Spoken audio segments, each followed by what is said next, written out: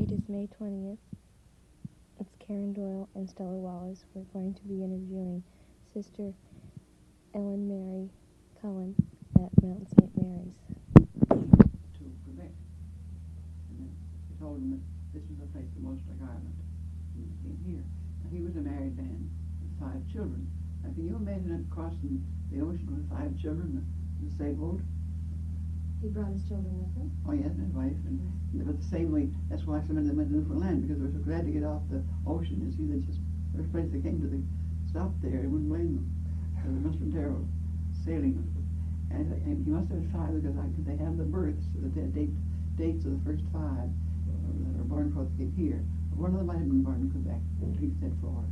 But my own great-grandfather was about 9 years old.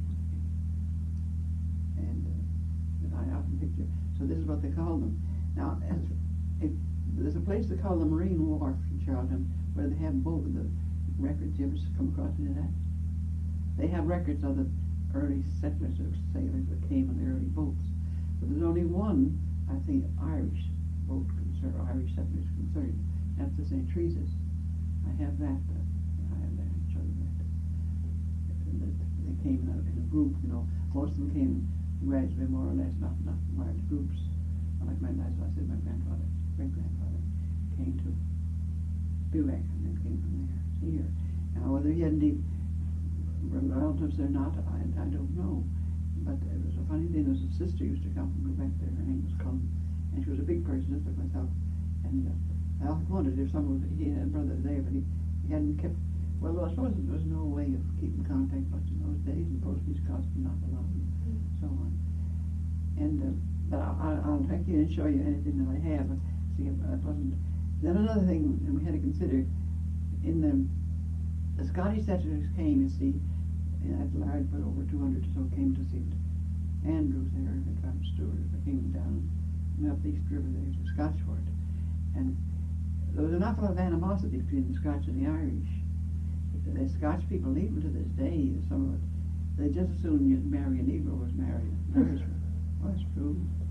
You know, it really was quite a division between them. And it's dying out gradually, and I don't know, it's all together, gone yet or not. But I know that some of the Scotch people were terribly hurt that anything they married an Irishman. That's all. It's disgraceful. Was your great-grandfather, he was a Cullen? Yeah. That came? Yeah, he was a Cullen. Do you know what he did for a living? Or, yeah. Well, he had a farm. He got a farm. They used to get the farms. Do you know anything about the quit rents? Yeah. You know, see, all the land was a lot of it, you know, to certain members. Now, I don't know the name of the man in Dover. I don't know. But Montgomery was the man in Copaid. Montgomery had the land, and they paid the quit rents.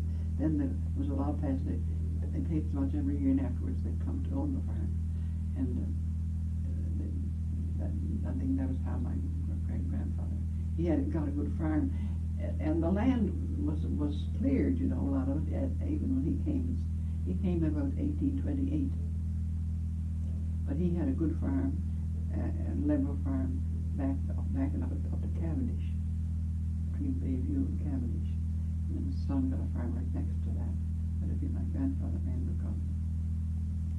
And they didn't come like because of the famine. They came before the famine. See, 1847 was the big famine. And they didn't have to leave. They left before they said they saw people being evicted, you know, because they couldn't pay their rents and all that. And they left. They had some means when they came. They weren't destitute. They had some money to he was 2 years in Quebec before he came down here. But they weren't really destitute people. They had something to come and go on. And they left before they saw so many people evicted. That's what he said. That they wanted to get it before anything happened. If it was a bad year and didn't have crops, you know, and then if they couldn't pay the rent, they evicted them just through the middle of the road. So that is why they came earlier. And he belonged to Wexford County, and there were a number of people up river belonged to Wexford County. And they're always great friends. You could find that if they're friends that they had, you always could trace them back to the Wexford people and the different counties in Ireland.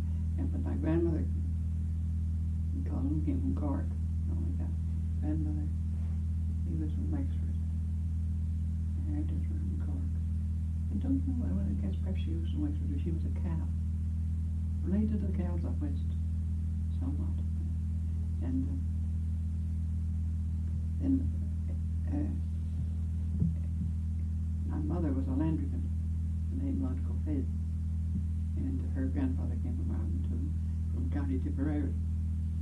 And you see that you have to remember that the Gaelic alphabet was different from the English, and the letters weren't, and they didn't give much chance to go to school, weren't allowed to go to school. I was in Ireland once, and I drove with Sister Stanislaus. She was half Irish and Scotch. So her mother was a baron, when we were driving along, the road seemed narrow. We drove from Dublin to Drogheda. We were just there one day, but we drove that for 30 miles. And on both sides, high hedges. The fuchsia trees there grow up very, very high. And now she says, I know what they meant by hedge schools. So they used to have schools in behind the hedges where they wouldn't see them. They weren't allowed to go to school. It was against the law. Could be punished for that. So they didn't have, a lot of them had done very good education, but that wasn't really their fault. And then the difference in the letters, the E and the I, at the time now was a colored man in Charlottetown. He always spelled it next to L-I-N. But he changed it afterwards to E. We always spelled it out as E. But my grandmother Colin Harrington, his name was the old grandfather, Timothy Harrington.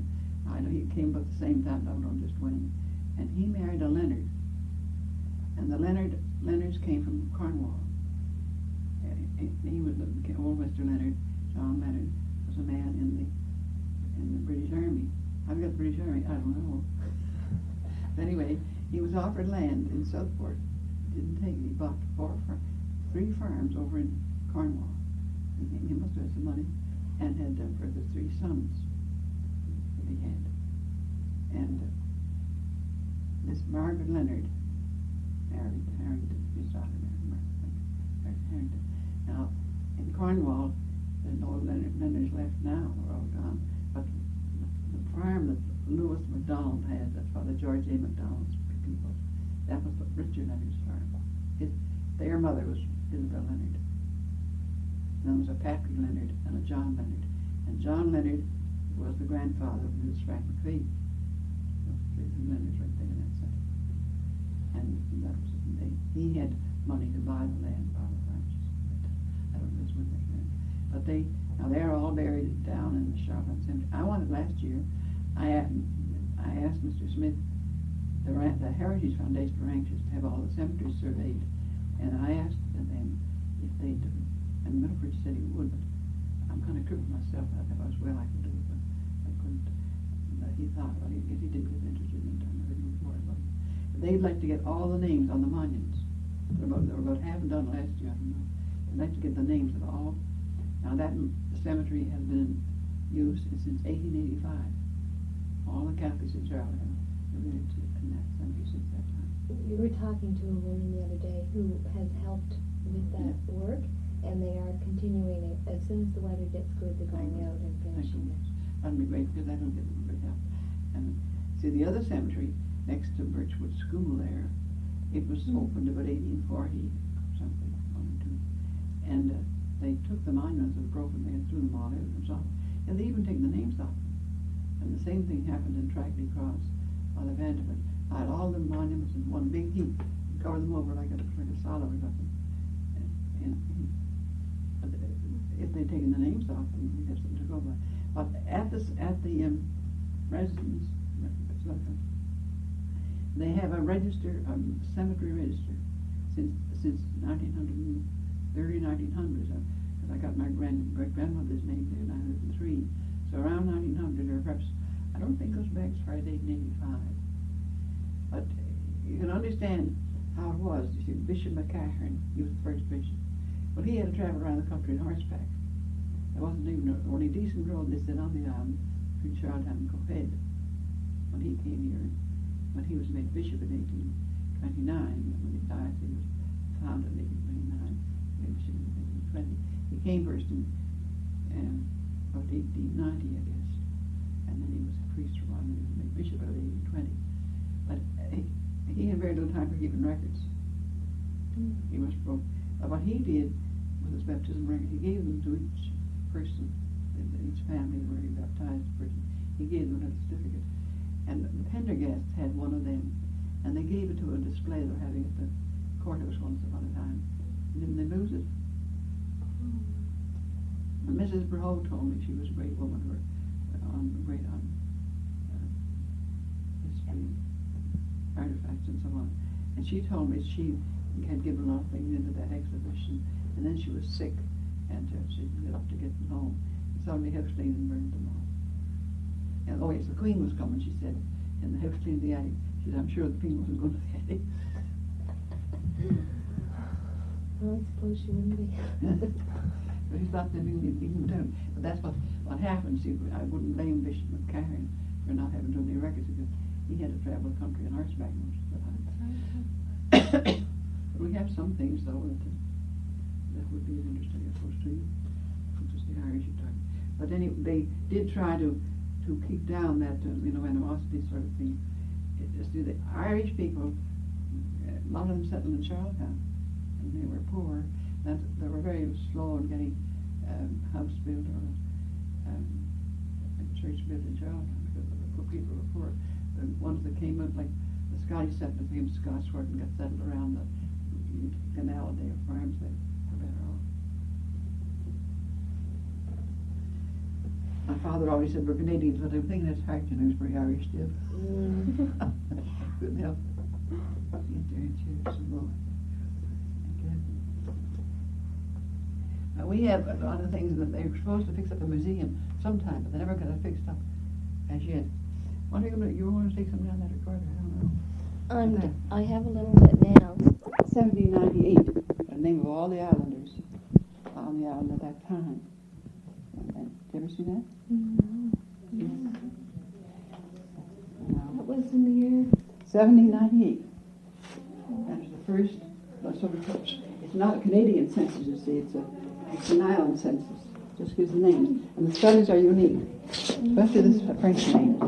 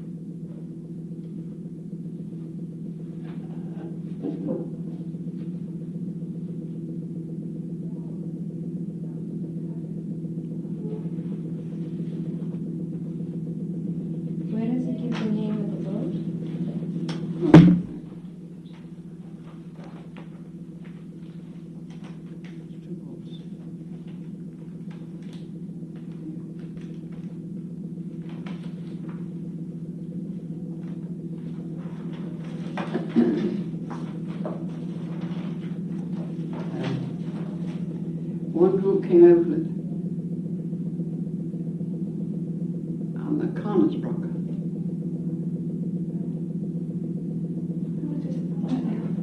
C-O-N-N-I-S-B-R-U-C-K, and the Agitator. Now and it was Father John McDonald who brought them out. He was a brother of a son of the Lord of Lanalville. There's there. Conisbrook and Agitator. And that was in the 1839?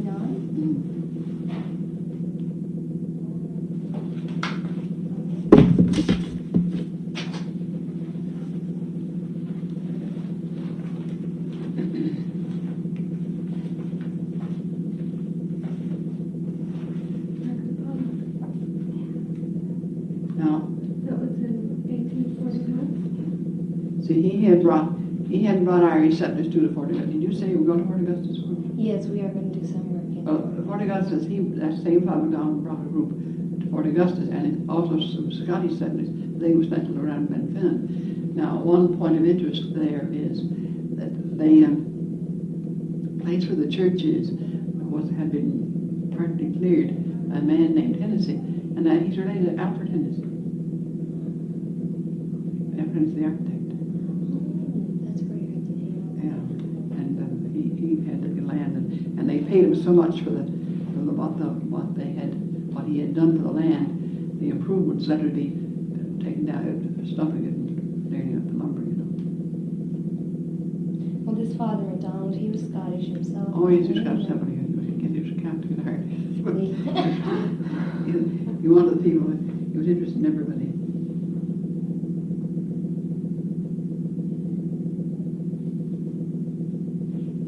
And the one man that deserved to be mentioned is Father Malachi Reynolds.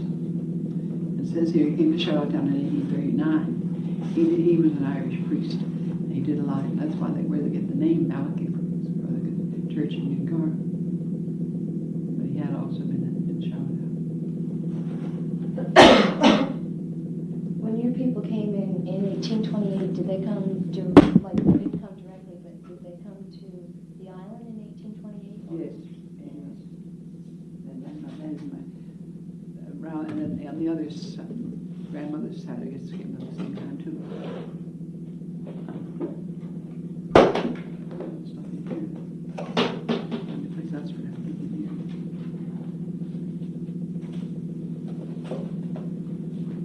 Now I had made up this album.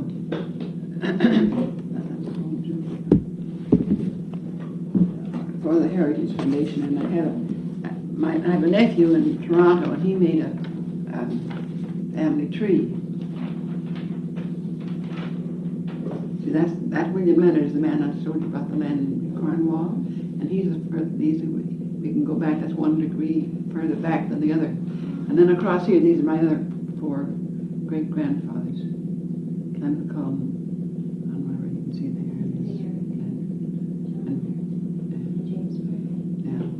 Those are the 4. Then the next one is my grandfather Andrew Cullen, and he married Ellen Harrington and his family. And then this is my father here, Timothy Cullen, and my mother. And this is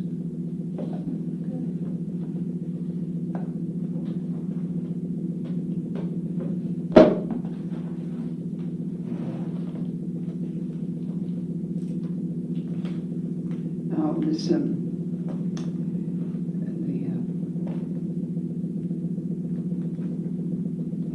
that's the picture of the Margaret Leonard, my great-grandmother. She lived in Cornwall. That's a little small miniature, and there's a cousin from California brought home. I made this responsibility. She gave it to me. And I got that taken off. Those are the 2 little children who were killed in Lawrence Peters. They're my sister's children. And that's our family when they were 10 years married. Father and mother. 1907. She was only 19 when she was married. And he was 31. And then this is the family, 20 years. We were 20 years married at that day. That's the whole family there. And she died, it was a flu in 1918. Maybe only 16 months old. And that was a picture was taken in 1903. See the style, the tight waist. That was a man who came to come home from Boston, and my Laura. That's my father and mother. That's myself. And this one here with a Gertrude, that's Miss Pendergast. That's Tina, Mr. Laurie, Mr. Williams. The others are Uncle John's children.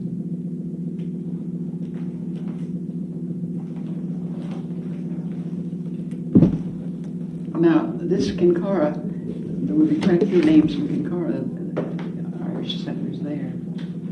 Now, in this history, that's them. The Kinkora one here. That's Kinkora, yeah, this is in trees. Now, on that, that's the atlas. Mm-hmm. And you'll find that that, too, gives a lot of names.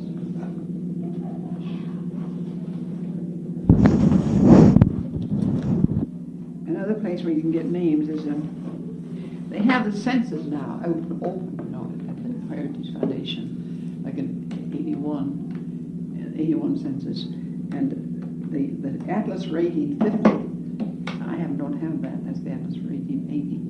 But now, like if you take your just up there, above where near there, somebody marked Somerset. That's Kinkora. That's Kinkora, though. There was a man named Somerset, I think had done quite a lot for the settlers, and Father Doyle, who it's an Irishman he wanted. I think it was on the dog. They put that name of Somerset on, but they changed it then to Kinkara. Kinkara is an Irish name. Father Malachi Runs had been there, and he had named the church. The church was named after him. But I'm going through that now. There were quite a few settlers, Irish settlers in Cokehead. Irish. I couldn't kind of give you a list of their names. And I don't know much about English, but I see now I have parish histories. Some of the parish histories published haven't. Do you have that? We have a short one at Fort Augustus. Oh, that one is. And then make up a collection. Try to build the first priest's house, they call it the presbytery in Charlotte. And do you know where it was built? Down just where the School of Mercy is now. Right there. And that was the first presbytery, and he got the money for that. But anyhow, I guess he gave up in discouragement or something, went back to his old country. And what was his name? Fitzgerald. I think you'll find that it would be likely to read this district in Charlottetown. And he remember this time he was going to preach at St. Andrews. And they'd come to these sermons and they'd make a collection. That's the money. And then before that, the bishop was saying Mass in the house on Dorchester Street, somewhere there. There's quite a bit of this here is under it all. That's Charlottetown. What is that here? Go ahead and Carnvan. And we had a little book, mine and it disappeared. All the records from Carnvan. That's disappointing. That's the Glegg's Parish Carnvan. And this is, must be St. Eugene's. St. Eugene. Now, there was Father Tom Phelan. That's his picture there. He was for a long time. He was in Charlottetown and Cokehead, both. And this little book that he had was his register, telling baptisms. And that was a list of there was an old lady down at Carnvan, and she had kept just an old book, and just in the cover of the book inside, she wrote the names of the ones that was buried in that cemetery. And I guess that's all the list they have. And Mr. Morrison had that. Alfred Morrison. I copied that from that. And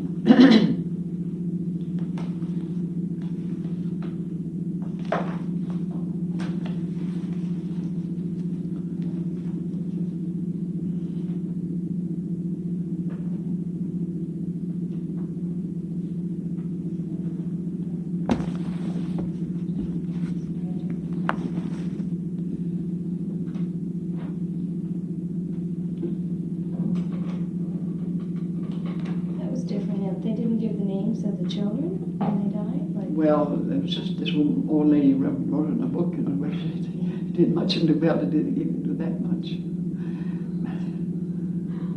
It wasn't really official. They may have been taken someplace else, I do. But if it was lost, that's the only thing that even to have that is very precious. Yes, it is good.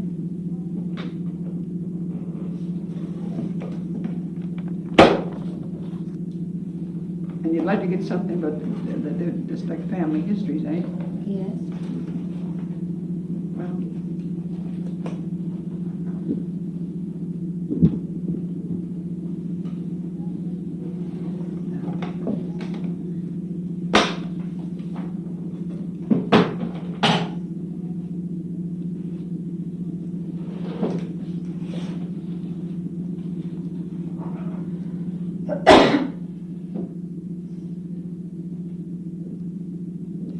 some of the Irishmen were very well educated, like Edward Whalen was a famous Irishman around here. Did you ever come across his name? He was a politician who worked, and there's a stained glass window in his memory in the church in Emerald. Was he from Emerald or? No, he was Ireland, and he was a fellow sitting over on the wharf at Halifax. It was Owen Conley took him over, and he was editor from the papers. He was married twice. Now, there's a little, you know, when you go up to St. Peter's Road, there's a People's Cemetery, there's a Catholic cemetery, the People's Cemetery. Then as you go on a bit further, there's a cemetery on the left, St. Peter's Anglican. But the upper part of that is Catholics. The upper part of that cemetery was Catholic. For some reason or other, they thought that cemetery was too small, and they sold it over to the Anglican. And those monuments are still around. They're all around, like in a circle now around the edges. But you can make it do. I was there last time I was there, but Edward Whalen's first wife was buried there. She had a large monument. Her name was Weymouth. Don't think she was Catholic. What year would that be? Do you have any idea? Not in the top end. It's there on quickly. And they're buried there. They're all buried there around 1840 or so. And I don't know why then. You see, they bought the other piece of land in next to Birchwood, and that was opened in 1842. Same day as the first cathedral was blessed, 1842. And then the cemetery they're using now was in 1885. But the man who bought the land, got the land available and all that was Conley. It's Owen Conley. He owned all kinds of land around Charlottetown. He just came here as a poor boy and worked on it. I guess it was selling liquor, I guess, all of it. But wasn't against the law in those days. And he had all kinds of land all over the royalty and all over Charlottetown. And they bought the land in 70 from him. And that priest that got that and started, to prepare the land and laid out plots and all that, he got a plan from Philadelphia or something to lay it out in plots. And he took pneumonia and died, was the first buried there. You go in the cemetery, you'll see as you drive in the center, and where the priest, there's one monument with a face on it, molded into, the marble. That's that Father McGillivray's monument. He was a priest belonged to Antique Niche. He came over here and he got very fond of Bishop McIntyre. He stayed, and he was in Charlottetown. And it was a great mourning over his loss. I remember my father kept a diary, and he happened to come to Charlottetown the day that he was buried, and all the stores were closed and everything. It was Father McGilvray, that's it. And he was the first one that day, so that, well, it really wasn't used, I guess, late 85, and all the plots are numbered. And in that book that they have, the cemetery book, they have all the numbers and plots. And like I went and found my great-grandmother's buried there, plot 103 or something. Oh, yeah. She died in 1903. That Margaret Leonard that I showed you. I have plenty at sea now. Pardon me? I have plenty at sea. Do you know what you want now? You want to get a list of names, Catholic names, that is from different parishes. Is that what you have in mind? Yeah, we'll take any names, any stories, settlers. anything like that. Yeah. They have that letter that you see there is a letter that Bishop McCacken wrote in 1832 in St. John.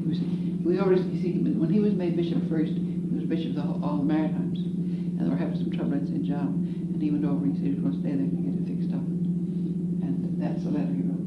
See there, just in the frame they take down. Just a friendly letter to him. And then Mr. Walker. Father George McCormick gave you that. I can take it out, but I didn't want to keep it message to preserve it. That's his own writing.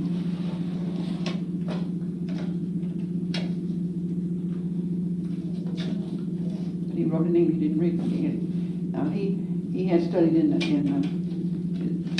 his father and mother came into this country to see what the now do. They left him behind to study. And he studied in Spain. And very much. I have his will too, copies of his will.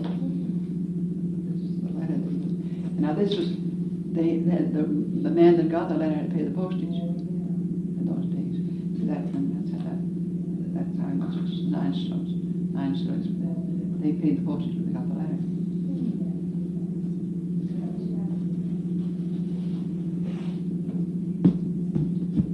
It's just a friendly little letter. And I started saying, about getting fish and Fresh air.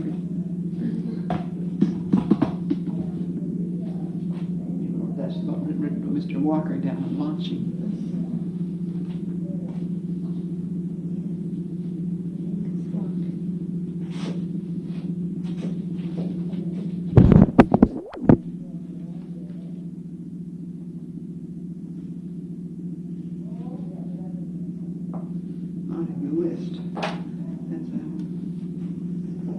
This is Burn River. I should have a book on Burn River, but I don't know.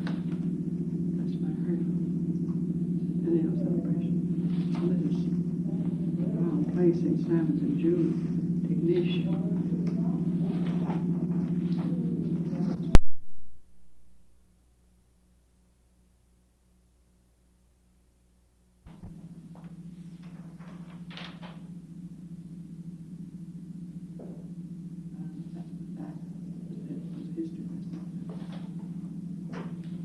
That's our own family.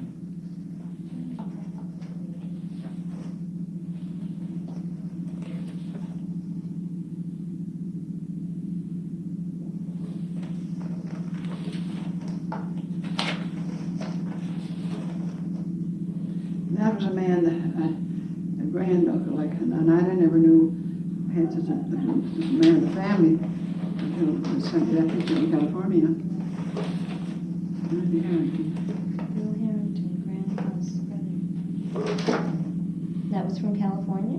This cousin sent to me from California. I had never heard of him before. That was my father's name was Timothy.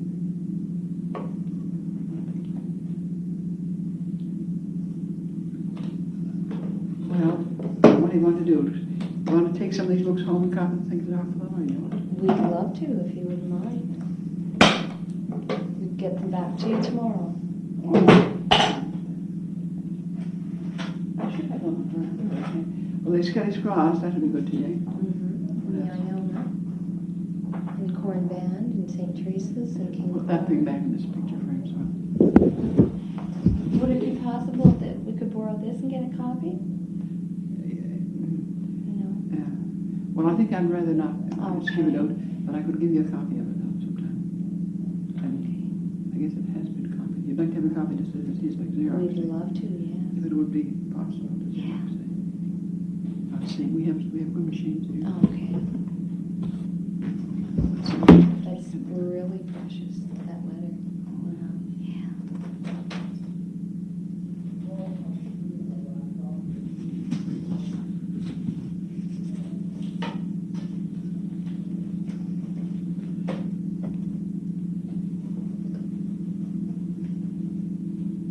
Oh, that's right. Oh, I think it's got to go around the other side there. And then you can slide your glass. Premier, in fact, he was the only Catholic premier that ever was elected. You know, the others took somebody else's place. He was elected. And that was W.W. Sullivan? So, What year would that be? well, now I wouldn't want to get it. It's in 1885. I would. It's easy enough to find out the Yeah. exact dates. And he belonged to a river parish.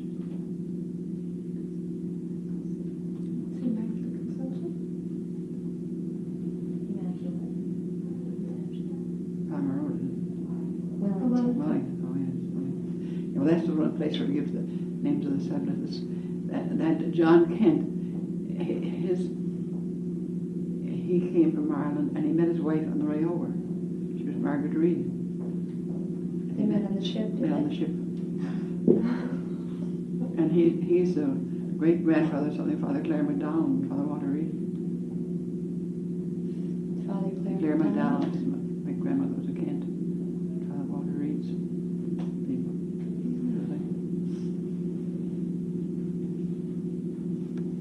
It would be unusual, wouldn't it, for an unmarried woman to come across with a... Well, the whole family was coming. Oh, The I see. family came, the father-in-law, they all came from River, the Reeds. And those are the Reeds, all just, they all descend from that one man family. She was one of the girls.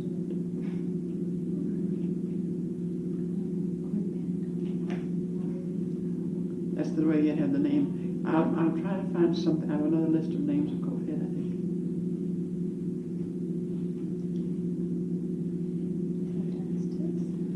Coalhead was said to be the only road. The road from Charlotte to Coalhead was the only road that could be called a road.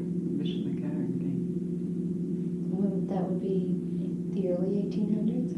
Or in the late 70 numbers. Yeah. He came in 1790.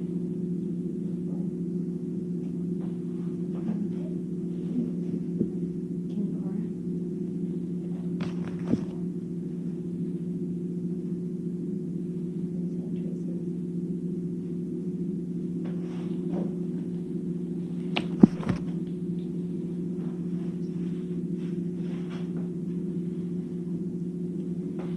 We have the Bokenburg River in Hannah.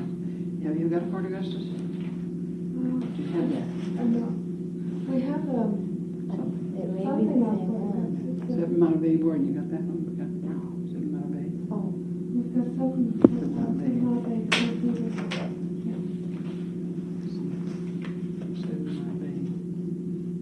It's the same thing as this one. yeah.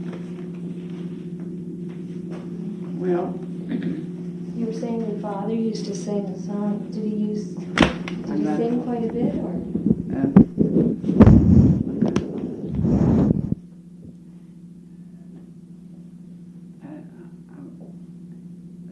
We found that the Irish people on their monuments, they did never tell what town or place they came from. They might mention the county, but only in one case, because Davies Iona, they might mention the place. And when we began to try to find out where our ancestors came from in Ireland, we had no idea where our grandparents lived in Wexford County. The only inkling, the only key we had was that my grandfather used to sing a song by Banna's Banks to start, and that river was near his home. And we found that was near New Ross. That's where the Kennedys came from. That's the only clue we had. Do you remember anything about the song, how any of the verses go? Oh yes, I have the whole thing somewhere. By Banna's Banks. When birds sang brightly in May, I don't know if I have. Where would I have it? I haven't got it in that history. But I have it. Oh, it's not there. But I have it though. I'll make it do it for you sometime. Well now, let's see, where we're missing anything we should be getting. Did you get up for this? To write a history of all the churches on the island. That's how these certain histories can be written in the first place. And it was supposed to be, he sent out, what they call a prospectus to all the parishes, and they were supposed to be, I think, as $5. And whatever happened, nobody knows what happened. He was the secretary, and they never were published, and he was sent from the palace. He went to Vernon River for a short time. The priest was sick there, I think. And then he went to Albert and was pastor there. And he was there till 1908. And then he went to Toronto and he was president of the Church Extension Society, the first, really the founder of the Canadian Church Extension Society. That's Father Burke. And in around 1950, they were house cleaning the courthouse. And this person found all these papers, all his handwritten papers of the churches, and all the glass plates that they used to make in those days for the pictures of the churches.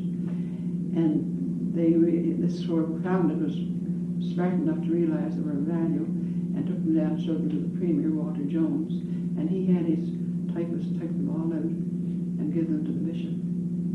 And then he had Mr. Blanchard, Henry Blanchard, updated them, and they were published in the Guardian in both 53 and 54. Now, I wasn't smart enough to cut them out. Anyhow, I should have been, and I could have, I don't know why. But anyway, Father Urban Gillis cut a lot of them out, made a scrapbook, and Father Keith had some. Father Urban Gillis, it's in Vernon River, it's very complete. But they have the copies of all those histories at UPI, in the reserved section. If you want to go there and get them, you can read them.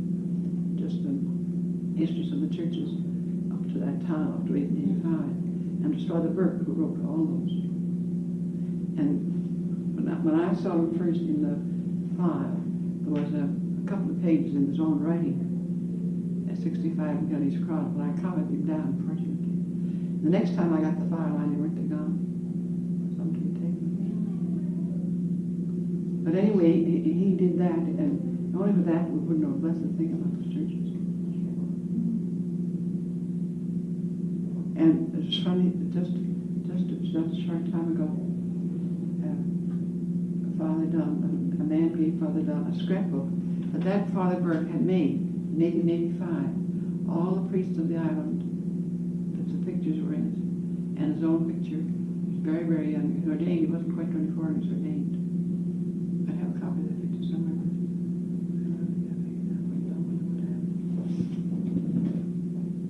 Anyway, that's why we have that to his credit that we have that, all those pictures, see? And histories. Well, there's no other, very few dioceses would have as good a display. I think you're all getting drunk, aren't you? You're getting drunk with all the stuff. Now this picture here, this large picture, there, that one there, that shows all the priests of the diocese about that time, 1885. They tore down the church, the brick church, they tore down the vestry and everything. And this, I guess, was packed away in an old box. Father Cash found it last year. That's from Father Burke and the... No, they bought it in his memory. His Memory, yeah, Reverend A. Burke. How far back would that go now? That would be quite old, wouldn't it? No, and I think he died in 1926. No, 1926. Well, it's nearly 60 years old now, I guess. But I don't know what to do with it because if it is silver, you can polish it, but you can't polish that little stuff. But I should take maybe a good wash today, I guess. Don't you?